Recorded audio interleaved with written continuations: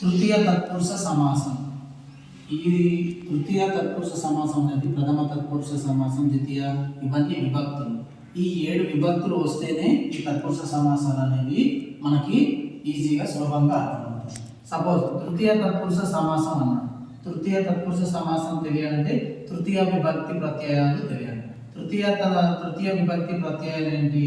చేతం చేన్ తోడంతో, చేత చే తోడ తో.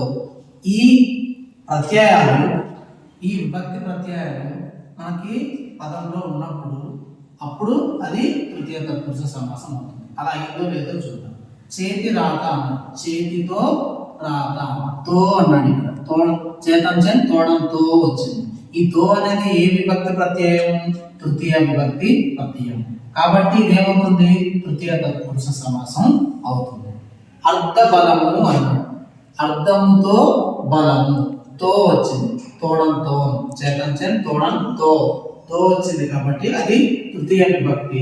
తృతీయ విభక్తి అయింది కాబట్టి తృతీయ తత్పురుష సమాసం. చతుర్థి తత్పురుష సమాసం.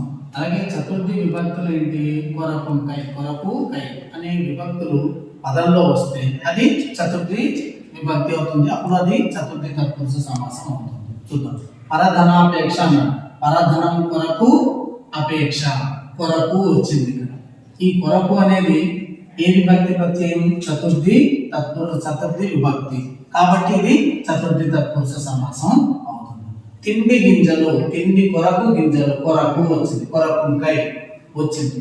ఈ కొరకు అనేది చతుర్థి విభక్తి ప్రత్యయం కాబట్టి చతుర్థి తత్పురుష సమాసం అయింది. ఒకటే గుర్తుంచుకోవాలి, వీటిలో ఏ విభక్తి ప్రత్యయాలు అయితే ఆ సమాసం అవుతుంది, ఆ తత్పురుష సమాసం అవుతుంది. ప్రథమ విభక్తి ప్రత్యయాలు అయితే ప్రథమ తత్పురుష సమాసం, ద్వితీయ విభక్తి ప్రత్యయాలు అయితే ద్వితీయ తత్పురుష సమాసం, తృతీయ విభక్తి ప్రత్యయాలు అయితే తృతీయ విభక్తి సమాసం, తృతీయ తత్పురుష సమాసం ఇలా అవుతుంది. అలాగే ఇక్కడ షష్ఠి తత్పురుష సమాసం అన్నాడు. షష్ఠి తత్పురుష షష్ఠి విభక్తి యొక్క ప్రత్యయాలు ఏంటి? కింకున్ యొక్క లోపల, కీ కు యొక్క లోపల అన్నాడు. చూడండి, మానుష దేహం, మనుష్యుని యొక్క దేహం, యొక్క వచ్చింది. యొక్క ఇందులో ఉంటుంది. ఈ యొక్క అనేది షష్ఠి విభక్తి ప్రత్యయం కాబట్టి షష్ఠి తత్పురుష సమాసం అయింది. సజ్జన సంగతి, సజ్జనుల యొక్క సంగతి, యొక్క యొక్క. ఇక్కడ ఇంకో వేరే చూడండి. కవితా చరణం, కవితకు చరణం, కు ఉంది ఇక్కడ. ఈ కు కూడా ఇందులో ఉంది. కు కిన్ కు, కింకున్ యొక్క లోపల లేదా కీకు యొక్క లోపల అన్నాడు. కు వచ్చింది, యు యొక్క వచ్చింది. ప్రతి దాంట్లో చూడండి ఈ యొక్క యొక్క యొక్క యొక్క యొక్క అన్నింటిలో కూడా ఇవే వచ్చింది. కాబట్టి ఇక్కడ మళ్ళీ లక్షాధికారి, లక్షలకు వచ్చింది విభక్తి ప్రత్యయం. కు వచ్చింది కాబట్టి కింకుని యొక్క కీకు అన్నాడు.